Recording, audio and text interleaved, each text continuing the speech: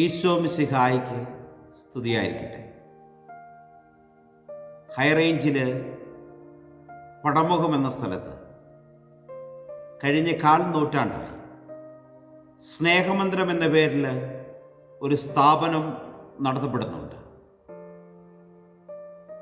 നമ്മളെല്ലാവരും സ്നേഹത്തോടെ രാജുബ്രദർ എന്ന് വിളിക്കുന്ന രാജുചേട്ടനാണ് ഈ പ്രസ്ഥാനത്തിന് കഴിഞ്ഞ 1/4 നൂറ്റാണ്ടായി നേതൃത്വം നൽകുന്നത്. കഴിഞ്ഞ ദിവസം ആ സ്ഥാപനം ഒരിക്കൽ കൂടി സന്ദർശിക്കുവാൻ ദൈവാനുഗ്രഹമുണ്ടായി. ഈ സ്ഥാപനത്തിലൂടെ കഴിഞ്ഞ 1/4 നൂറ്റാണ്ടായി അനേകം ആളുകൾക്ക് വെളിച്ചമായി മാറുവാനായിട്ട് ഈ രാജബ്രദറിനും കുടുംബത്തിനും അവിടെ ശുശ്രൂഷ ചെയ്യുന്ന ഒത്തിരിയേറെ ആളുകൾക്കും സാധിച്ചു.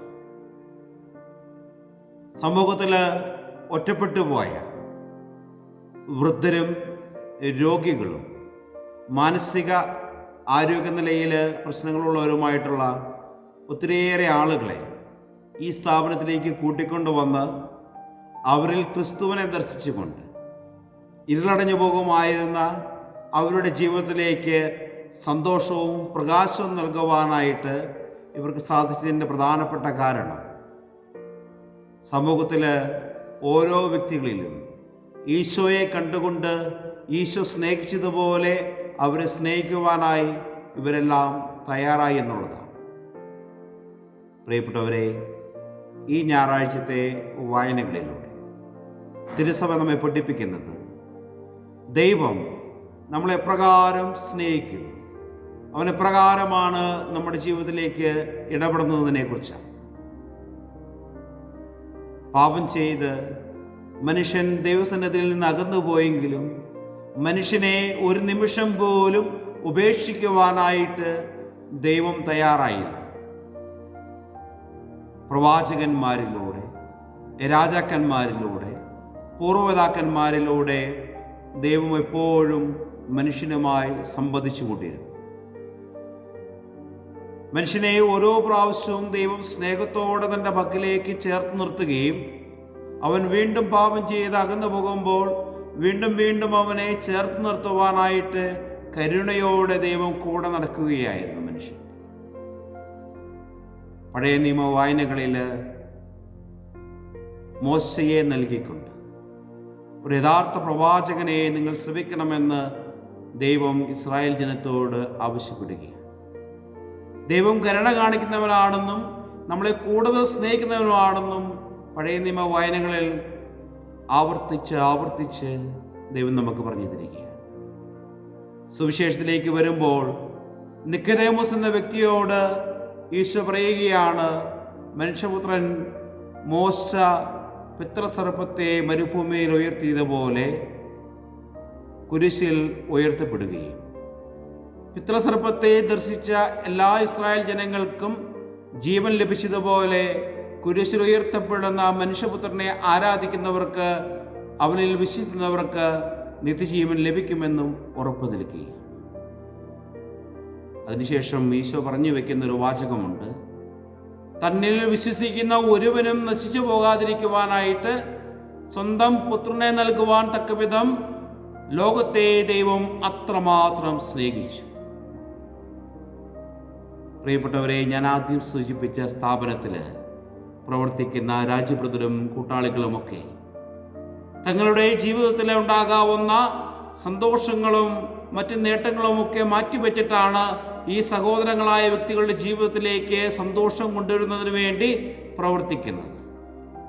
വ്യക്തിപരമായ നേട്ടങ്ങൾക്കും ലാഭങ്ങൾക്കും അപ്പുറമായി സഹോദരൻ്റെ കണ്ണീരൊപ്പുവാനും അവൻ്റെ ദുഃഖത്തിൽ പങ്കുചേരുവാനും അവൻ്റെ വേദനകളോട് ചേർന്നിരിക്കുവാനും അവർ കാണിക്കുന്ന ഉത്സാഹമാണ് കഴിഞ്ഞ 25 വർഷമായിട്ട് ആയിരക്കണക്കിന് ആളുകളുടെ ജീവിതത്തിലേക്ക് പ്രകാശമായി സന്തോഷമായി മാറിയതെങ്കിൽ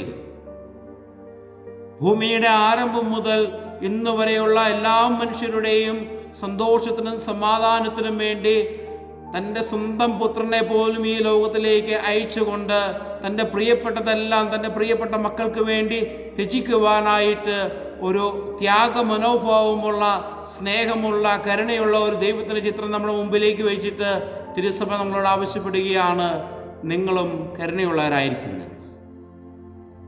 പ്രിയപ്പെട്ടവരെ, ഈ ദൈവത്തിൻ്റെ കരുണയും സ്നേഹവും ആവോളം അനുഭവിച്ചറിയുവാനായിട്ട് നമ്മളെ സഹായിക്കുന്നതാണ് തിരുസഭയുടെ ഓരോ കൂദാശകളും ഓരോ ഭക്താനുഷ്ഠാനങ്ങൾ. വിശുദ്ധ കുർബാനയിലൂടെയും കുമ്പസാരത്തിലൂടെയും ദൈവത്തിൻ്റെ സ്നേഹം ആഴത്തിൽ അനുഭവിച്ചറിയുവാനായിട്ട് എനിക്കും നിങ്ങൾക്കും സാധിക്കട്ടെ. ക്രൂശിതനായ കർത്താവിൻ്റെ മുമ്പിലേക്ക് നമ്മുടെ പ്രയാസങ്ങളും വേദനകളും സങ്കടങ്ങളും ഒക്കെ ഇറക്കി വെച്ചുകൊണ്ട് അവൻ്റെ സന്നിധിയിൽ ഇരുന്ന് പ്രാർത്ഥിച്ച് ആശ്വാസം കണ്ടെത്തുവാനായിട്ട് നമുക്ക് സാധിക്കുമ്പോഴാണ് നമ്മുടെ ഹൃദയത്തിലേക്ക് ആശ്വാസത്തിൻ്റെ കിരണങ്ങൾ ഒഴുകിയിറങ്ങുന്നത് നമുക്ക് മനസ്സിലാക്കുവാൻ സാധിക്കട്ടെ. ഈശോ പറയുന്നുണ്ട്, അന്ധകാരം നിറഞ്ഞ ലോകത്തിലേക്ക് പ്രകാശമായിട്ട് മനുഷ്യപുത്രൻ കടന്നു വന്നു. അവനെ അനുഗമിക്കുന്നവർ അന്ധകാരത്തിൽ നിന്ന് മാറി പ്രകാശത്തിലേക്ക് സഞ്ചരിക്കുന്നു. പ്രിയപ്പെട്ടവരെ, ഈശോയെ അറിഞ്ഞവർ, അവൻ്റെ മക്കളായി തീർന്നവർ, അവനിൽ വിശ്വസിക്കുന്നവരായ നമുക്ക് അന്ധകാരത്തെ വെറുക്കുവാനും പ്രകാശത്തിൻ്റെ പാതയിലേക്ക് കടന്നു വരുവാനും സാധിക്കട്ടെ. ഈശോ പ്രകാശമാണെന്നറിഞ്ഞ് അവൻ്റെ പാതയിൽ സഞ്ചരിക്കുന്ന നമുക്ക് പാപത്തെയും പാപമാകുന്ന അന്ധകാരത്തെയും നമ്മുടെ വഴികളിൽ നിന്ന് നീക്കിക്കളയുവാനായിട്ട് സാധിക്കട്ടെ. പരസ്പരം സ്നേഹിച്ചും ബഹുമാനിച്ചും സന്തോഷിച്ചും ജീവിക്കുവാനായിട്ട് ക്രിസ്തു നമ്മളെ ആഹ്വാനം ചെയ്യുമ്പോൾ അവൻ്റെ ആഹ്വാനമനുസരിച്ച് ജീവിക്കുവാനായിട്ട് എനിക്കും നിങ്ങൾക്കും സാധിക്കട്ടെ. ദൈവം നമ്മളെ ഏൽപ്പിച്ചിരിക്കുന്ന ജീവിത വഴികളിൽ മറ്റുള്ളവരെ കൂടി ചേർത്ത് നിർത്തുവാനായിട്ട്, നമ്മുടെ സന്തോഷങ്ങളെക്കാൾ ഉപരിയായിട്ട് മറ്റുള്ളവരുടെ സന്തോഷങ്ങൾക്ക് വേണ്ടി നമ്മുടെ ജീവിതത്തെ അല്പമെങ്കിലും മാറ്റിവെക്കുവാനായിട്ട് നമുക്ക് സാധിക്കട്ടെ. ഈ ഭൂമിയിൽ മനുഷ്യനായി അവതരിച്ച മിശിഹാനാഥൻ ഒരിക്കൽ പോലും ഒരു പാപം ചെയ്യാത്തവനായിരുന്നു. എന്നിട്ടും ഈ ലോകത്തിൽ പാപികൾക്ക് ലഭിക്കുന്ന ഏറ്റവും വലിയ ശിക്ഷയായ കുരിശുമരണം ഏറ്റുവാങ്ങുവാനായിട്ട് അവൻ തയ്യാറായത് നമ്മളോടുള്ള സ്നേഹത്തെ പ്രതിയാണ്. നമ്മുടെ പാപങ്ങൾക്കുള്ള പരിഹാരമായിട്ടാണ് അവൻ കുരിശിൻ്റെ വഴിയെ സഞ്ചരിച്ചതും അതികഠോരമായ പീഡനങ്ങളേറ്റ് കുരിശിൽ തറയ്ക്കപ്പെട്ട് മരിച്ചതും. പക്ഷേ അവിടെ ഒന്നും പരാതി പറഞ്ഞില്ല. പരാതി കൂടാതെ അവൻ സഹിച്ചത് നമുക്കും നമ്മുടെ പാപത്തിൻ്റെ പരിഹാരത്തിനും വേണ്ടിയിട്ടാണ്. നമുക്ക് വേണ്ടി ഇത്ര ആത്മാർത്ഥമായി പ്രവർത്തിച്ച, നമുക്ക് വേണ്ടി സഹിച്ച, നമുക്ക് വേണ്ടി പീഡനങ്ങളേറ്റ് മരിച്ച ക്രിസ്തുനാഥനെ നമ്മുടെ ജീവിതം കൊണ്ട് അനുകരിക്കുവാനായിട്ട് നമുക്ക് സാധിക്കട്ടെ. പാപത്തെ വെറുക്കുവാനും പാപസാഹചര്യങ്ങൾ ഉപേക്ഷിക്കുവാനും എന്നാൽ പാപികളെ സ്നേഹിക്കുവാനും ഈശോ മുമ്പതിൽ നിന്നതുപോലെ നമ്മുടെ ജീവിതം കൊണ്ട് പാപത്തെ വെറുത്തുപേക്ഷിച്ച് പാപസാഹചര്യങ്ങൾ ഒഴിവാക്കി എന്നാൽ തെറ്റ് ചെയ്തിട്ടുള്ള വ്യക്തികളോട് ക്ഷമിച്ചുകൊണ്ട് ക്രിസ്തുവിൻ്റെ സന്തോഷത്തിലും സമാധാനത്തിലും ജീവിക്കുവാനായിട്ട് ഈ ഞായറാഴ്ചയെ നമുക്ക് തീരുമാനമെടുക്കാം. ക്രിസ്തുവാകുന്ന പ്രകാശത്തെ നമ്മുടെ ഹൃദയത്തിലും ജീവിതത്തിലും സ്വീകരിച്ചുകൊണ്ട് ആ പ്രകാശത്തിൻ്റെ വഴിയെ സഞ്ചരിക്കുന്ന പ്രകാശത്തിൻ്റെ മക്കളായി തീരുവാനായിട്ട് ഞങ്ങളെ ഓരോരുത്തരെയും സഹായിക്കണമേ. നമുക്ക് ആത്മാർത്ഥമായി പ്രാർത്ഥിക്കാം. നമ്മുടെ കർത്താവായ ശംസിയുടെ കൃപയും പിതാവായ ദൈവത്തിൻ്റെ സ്നേഹവും പരിശുദ്ധാത്മാവിൻ്റെ സഹവാസവും നമ്മെല്ലാവരുടെയും കൂടെ ഉണ്ടായിരിക്കട്ടെ, ഇപ്പോഴും എപ്പോഴും എന്നേക്കും. ആമേൻ.